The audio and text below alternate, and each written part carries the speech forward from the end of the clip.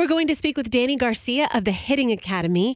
Danny had a career in Major League Baseball, and now he's utilizing what he learned to help young kids who are interested in following their baseball dreams. Danny is a former New York Mets infielder. He knows all about what it takes from a physical standpoint and mental standpoint to find success in baseball. Danny, thanks so much for coming in studio. Great to see you. Absolutely. Thanks for having me. So we're having an interesting discussion off air because I've covered baseball, been around the community for many years. So it's always fun to talk to somebody who's been in it the way that you have as a player and get your perspective. We want to go back in time and talk about your baseball career. But first, right off the bat, you're doing something so cool now, which is as part of the Hitting Academy. So tell me what you do.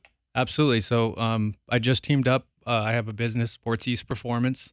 And I just recently teamed up with the Hitting Academy to offer a training service, these power pitching and power hitting classes to develop the overall strength of the swing and the throw in the game of baseball. And also teamed up with the owner, Rob Caravino, on the business side as well to build relationships in the community, empower our youth, and really just start sending positive messages out to the communities that surround our facilities. Nice. Who's your target market?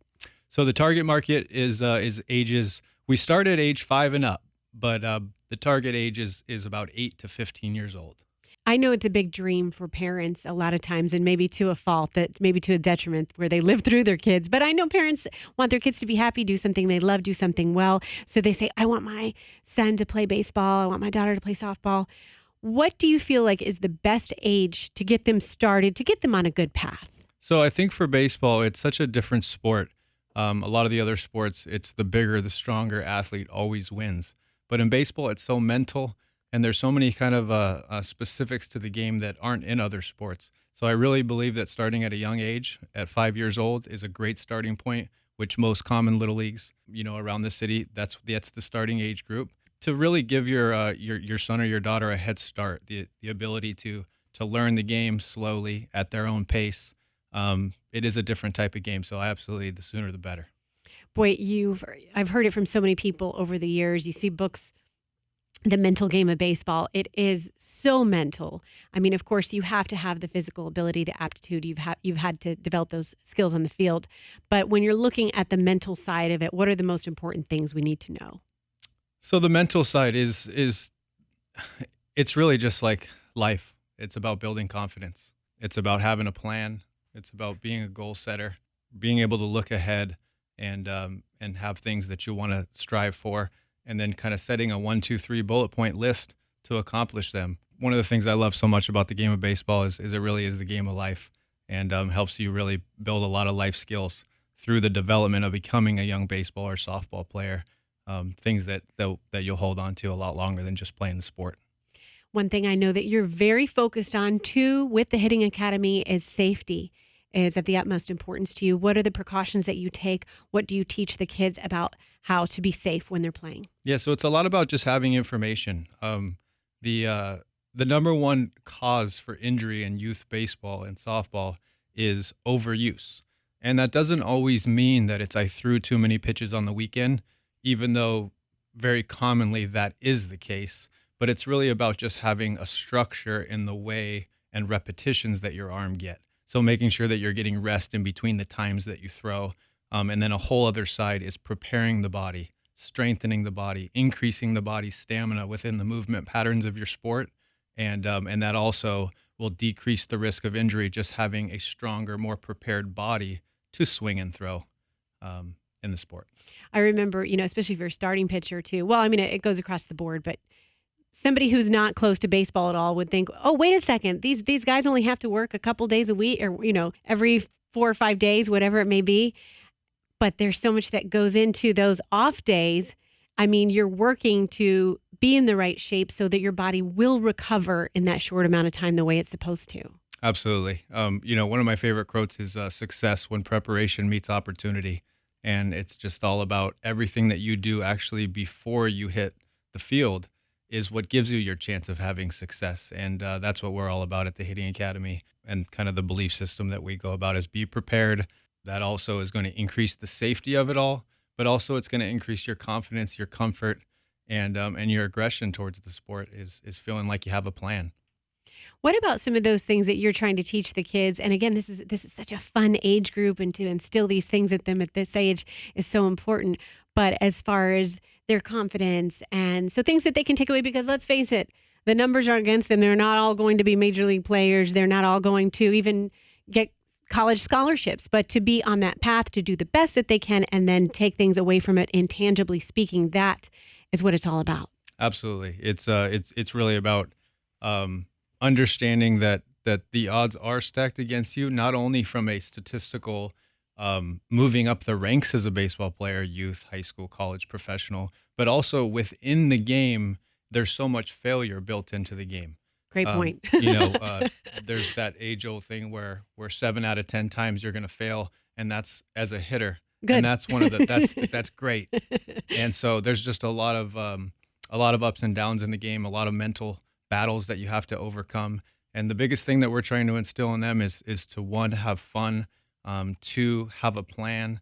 Correct me if I'm wrong, but you'll see kids get drafted out of high school, but really you want to see them at least have some sort of college body of work before you're going to draft them into the majors. Or before you're going to draft them to a professional team. I would always just take the approach that you should go to college for so many reasons. The education being obviously high on that list, but even just kind of the maturity that somebody goes through between the ages of 18 and 22.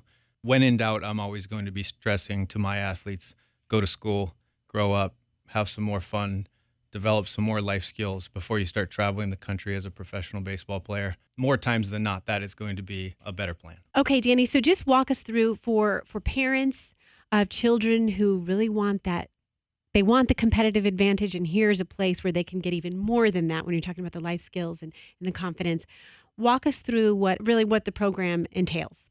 So I would say that our system at the Hitting Academy is really about teaching your son and daughter the fundamentals of the game when it comes to the swing and the throw. We have great packages, monthly memberships to get private hitting lessons. I also mentioned these power pitching and power hitting classes. That is a great, it's a great way to complement the other mechanical work you're doing in your private hitting lesson. So you'll get basically the form in your private lesson, the mechanics of the swing, and then you'll go to the power hitting class, and then you'll do similar motions in the same form, kind of reiterating that muscle memory, but you'll also be building the strength in your body to accomplish that swing as well. So just a great system of not only getting the physical, getting the strength, but then also getting the mental and the positive mentorship, the positive attitude, and just that goal setting, be prepared, have a plan. And that's really what success is driven out of.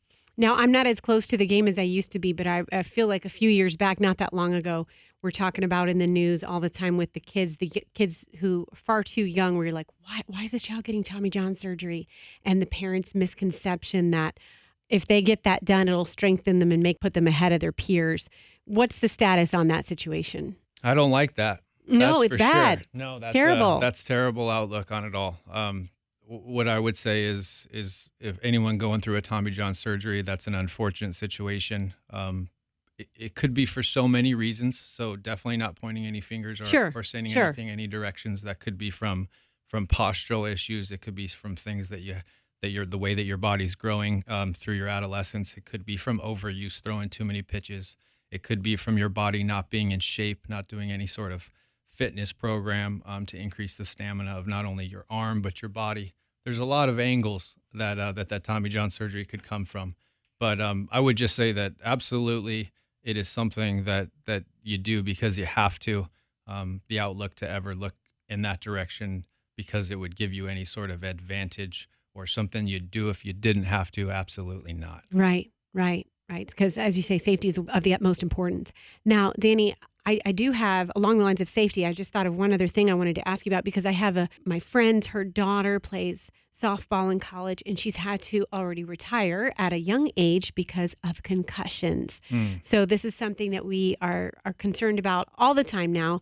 What are the best ways to make sure that you're following concussion prevention awareness? So I know that Major League Baseball has initiated a complete protocol. I think that they've teamed up with the NFL and probably even the Olympic Committee, which is usually the kind of the governing bodies that send everything down I don't know how much that is infiltrated into our youth sports system yet, but it is absolutely an issue. And the thing that comes to my mind is always just make sure that your son or daughter is properly equipped, making sure that you have the best helmets out there, definitely following all the rules and regulations of your league.